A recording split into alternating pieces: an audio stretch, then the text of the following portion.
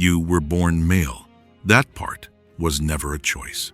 But becoming a man, that's a decision most men never actually make. Some men live 60 years inside a male body and never make it.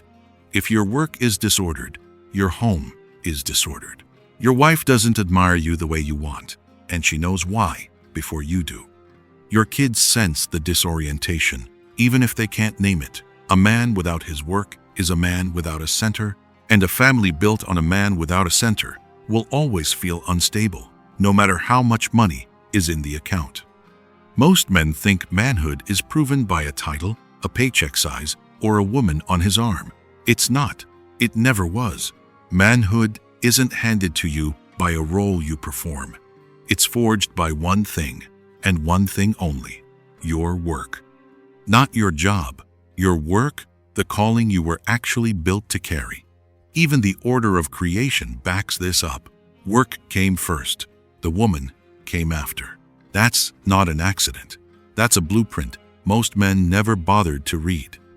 In this video, we're going to cover 4 truths that separate a boy from a man. Truths almost no man was ever taught, because almost no one was willing to say them out loud.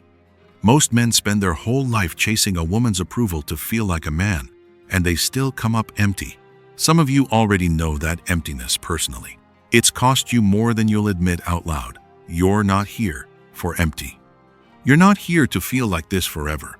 You're here because some part of you already suspects the real problem was never her. It was you never finding the work you were made for. This won't be comfortable. Keep watching, because the last truth is the one that decides whether anything you build will ever feel like enough. Let's get started. Number 1. Job versus work. The gift that makes you a man. A job is what pays your bills. Work is what forges your identity. Most men never separate the two, and that confusion is exactly why so many feel successful on paper and empty everywhere else. You can climb a ladder for 20 years and still not know who you are at the top of it. Here's why this matters more than your bank account. Every man was given a gift, something he does better than almost anyone around him without straining for it.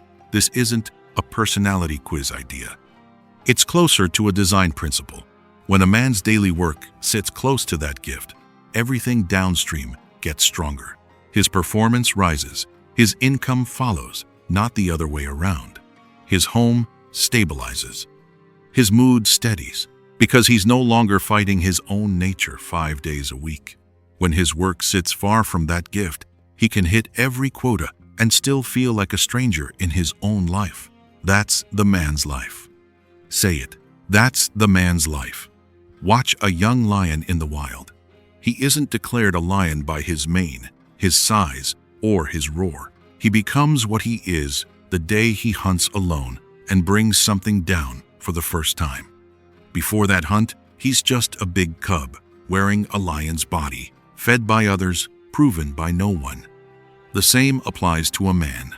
Your gift only becomes your identity once you actually put it to work.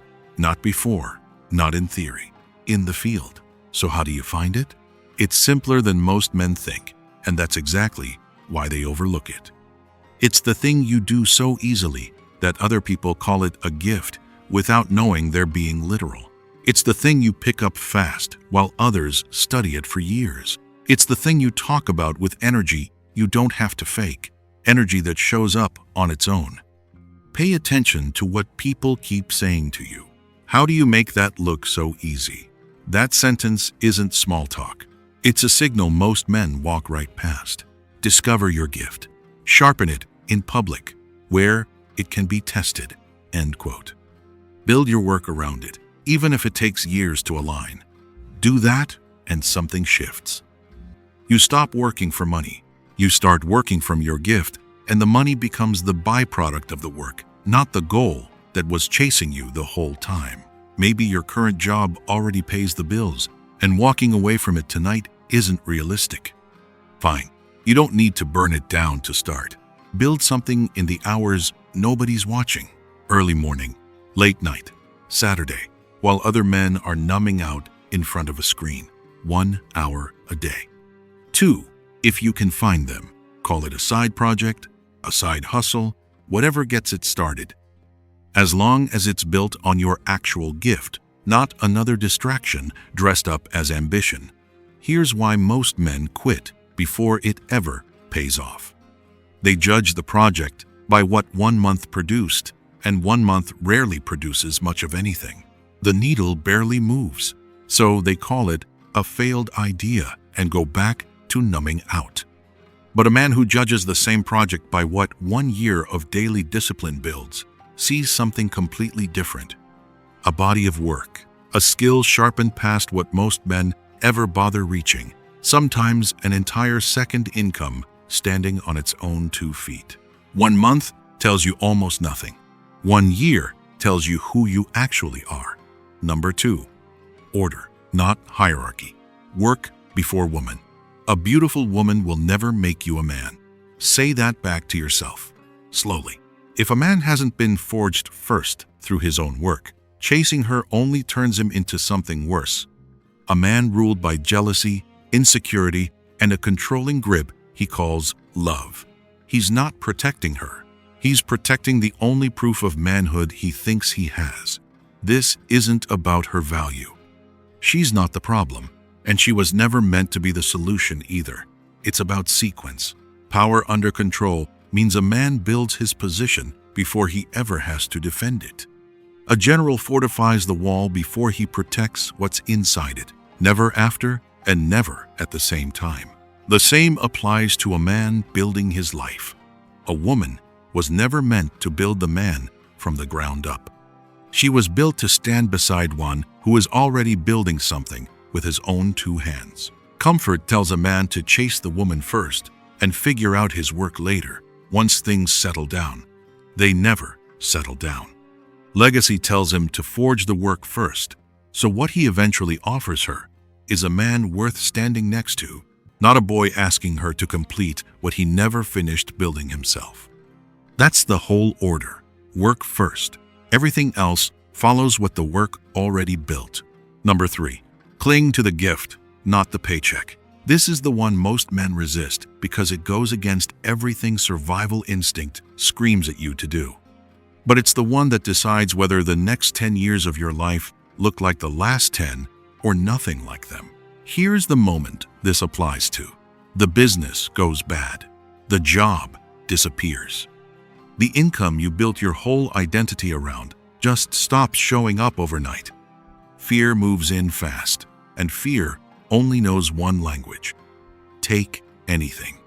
Any job, any paycheck, any income, as long as it stops the bleeding today. Why does that feel so urgent? Because bills don't wait, and a man who can't provide feels the weight of that in his chest before he feels it in his wallet. That pressure is real. Nobody's pretending it isn't. Scarcity has a way of making the wrong decision feel like the only responsible one. We talked about the gift earlier, the thing that quietly makes you who you are, and that matters here more than anywhere else in this video. Because the hard season is exactly when a man is most tempted to abandon it, not when things are easy, when things are on fire. That's when the real test of a man's identity actually happens. Here's what almost no one tells him in that moment. The fastest paycheck is rarely the right one. Taking any job, one completely disconnected from the gift you were actually built to carry, might stop the immediate bleeding, but it starts a slower one. A man working outside his gift for years doesn't just lose income potential. He loses himself one paycheck at a time until he can't remember what he was actually good at in the first place. Picture a soldier holding a position under heavy fire. The line is getting hit hard, and every instinct in his body says, fall back, just for now, just to survive the next 5 minutes. So he retreats. Here's the part nobody warns him about. Soldiers who retreat just for a moment rarely retake that ground. The retreat becomes the new position. Then, what was supposed to be temporary becomes permanent, because comfort has a way of rewriting the plan the moment it gets a foothold. The same applies to a man and his gift. The job that was only supposed to be temporary, just until things stabilize, quietly becomes the whole career. 10 years pass. The gift never gets touched again. Reactive men take the fastest ground. Intentional men hold the right one, even when it costs them. This is where power under control gets tested for real. Not in the good years, in the years when everything's on fire. Any man can stay focused on his gift when the money's flowing. It takes a different man to stay anchored to it when the money stops. That's not stubbornness. That's stewardship. You were handed something specific to carry, and abandoning it under pressure isn't survival. It's surrender disguised as practicality. Watch how the disguise works, because it's clever. It never announces itself as giving up. It shows up wearing the language of responsibility. I'm just being practical. I'm just providing for my family. I'll get back to it later, once things settle down. Every man who ever quietly buried his gift told himself one of those 3 sentences first. The tragedy isn't that he made a bad decision under pressure. The tragedy is that it never felt like a decision at all. It felt like maturity. Why does this matter beyond the money? Because a man who abandons his gift under pressure doesn't just change jobs. He changes what he believes about himself. He starts believing the gift was never that valuable to begin with. Otherwise, why would he have dropped it so easily the moment things got hard? That belief doesn't stay contained to his career. It leaks into how he leads his home, how he shows up for his wife, how much confidence he has left to offer his kids. A man who quietly gave up on himself has very little left to hand his family.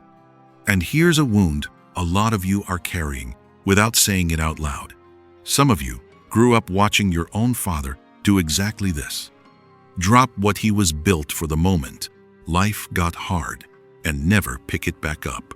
Strong fathers build strong families. A father who quietly buries his gift under pressure, even for good reasons, builds his family on a foundation that eventually cracks. He didn't mean to teach you that lesson, but you learned it anyway. When things get hard, you fold, and you call it responsibility. That's a conversation for another video, but hold on to it. Here's the harder truth underneath all of this. Clinging to your gift when it's not paying yet isn't reckless. Abandoning it the moment it stops being convenient is. A season without income doesn't mean the gift stopped working. It means the field it's planted in hasn't produced yet. Every man who's ever built something real has stood in that gap, the space between planting and harvest. And most men quit exactly 1 season before the harvest they were promised. Abundance thinking says the harvest is coming. Scarcity thinking says cut your losses. Only one of those has ever built a legacy. So, what does clinging to the gift actually look like, practically, when the money's tight? It doesn't mean refusing to work anywhere else, no matter what. Bridge work is allowed. Survival isn't weakness. It means refusing to let a temporary job become a permanent identity. It means taking whatever bridge you need to take, but staying oriented toward the gift the entire time you're crossing it, instead of unpacking your bags on that bridge and calling it home. Bridges are for crossing, not for living on. Set a marker for yourself before the season even gets hard. Decide in advance how long you'll let the bridge job last before you deliberately steer back toward the gift. Put it on the calendar if you have to. A man who never sets that marker drifts, 1 paycheck at a time, until 10 years have quietly disappeared without him noticing. A man who sets it in advance, while he's still thinking clearly, protects his future self from a decision made purely out of fear. A man who clings to his gift through the hard season comes out the other side, sharper, not weaker. He knows what he's made of, because he tested it under fire instead of running from the fire. A man who abandons it comes out the other side numb, good at a job he never wanted, disconnected from the thing that used to make him feel alive. One of those men rebuilds something greater than what he lost. The other one just survives and calls surviving a win. Think about what you're actually protecting when you cling to the gift instead of the paycheck. It's not pride. It's not stubbornness dressed up as principle.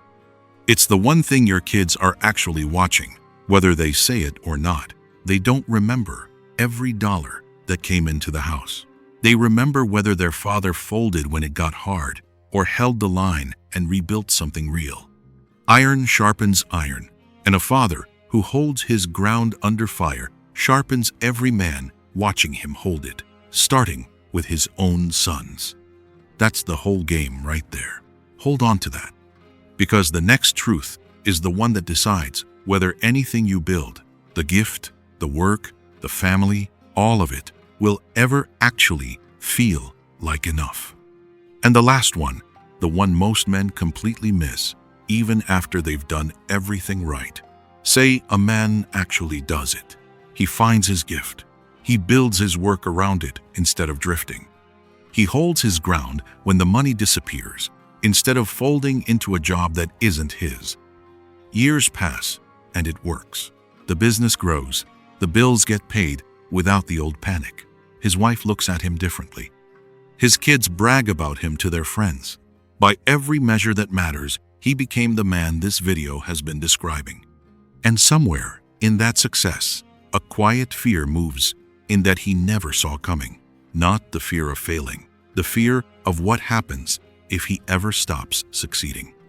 Because somewhere along the way, without ever deciding to, he started believing he's only loved for what he produces, not for who he actually is underneath it.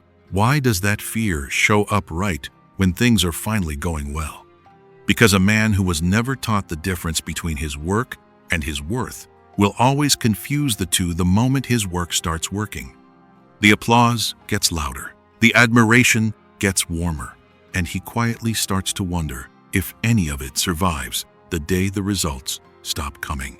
Picture a courtroom where the judge only ever reads the verdict sheet. He never looks up.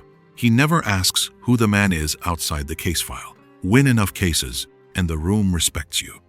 Lose a few in a row, and the same room starts to wonder if you were ever any good to begin with. A man living inside the paradox of significance has made his own life in that courtroom, and he's both the man on trial and the judge who refuses to look up.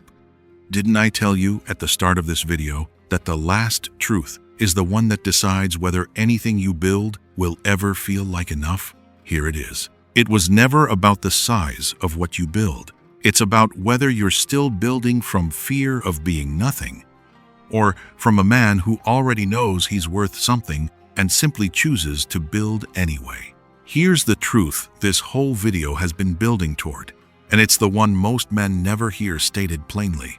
Your gift proves what you're capable of. It was never meant to prove that you're worth loving. Those are two different questions, and most men spend their whole lives answering the first one while starving for an answer to the second. Notice what happens to a man who never separates those two questions. He can't enjoy a good year because he's already bracing for the bad one that proves he was never really valuable to begin with. He can't rest because rest feels like a risk he can't afford. He can't receive love from his wife or his kids without quietly auditing whether he's still earning it. That's not strength. That's a man in prison, dressed up as a man in charge. This is where the order matters one more time, in a different way than before. Work came first, not because work is what makes you valuable, but because work is where a man learns discipline, ownership, and the weight of building something real.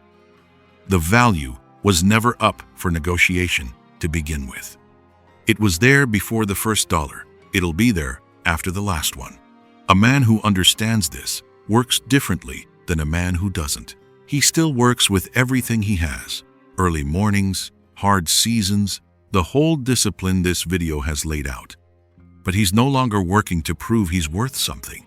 He's working because building well is what a man who already knows his worth chooses to do with his time. That's the difference between a man in chains and a man in motion. Both are moving. Only one of them is free.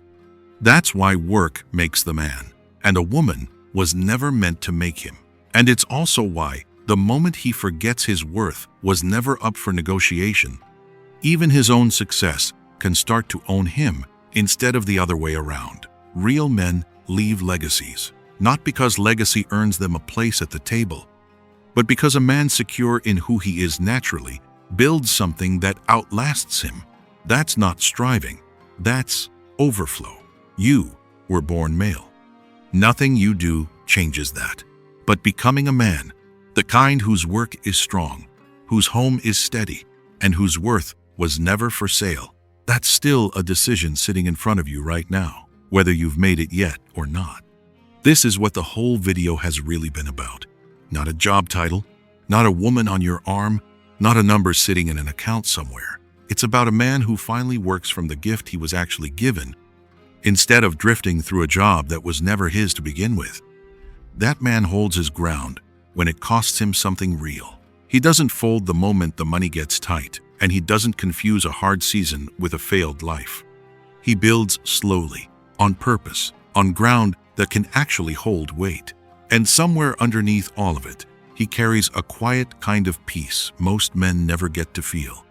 The knowledge that his worth was never up for negotiation in the first place. Not before the first dollar. Not after the last one. He's not working to become someone worth loving. He's already that man. Now he's simply building, because building is what a man like that does with his time. That's the man this channel exists to help you become. Not louder, not harder, just steadier. The kind of man his wife can rest next to, and his kids can point to and say, "That's who I want to be." That's the whole aim of every video on this channel. None of this happens overnight, and nobody's asking you to fix 20 years in one evening. It starts smaller than that, smaller than most men are willing to admit. It starts with a man deciding, quietly, that he's done drifting, done chasing paychecks that were never his gift, and done needing results to feel like he's worth something. Everything else builds from there, one season at a time, one honest decision at a time. By the way, if any of this landed somewhere real today, hit like and subscribe. It helps this find the next man who needs to hear it. Until next time.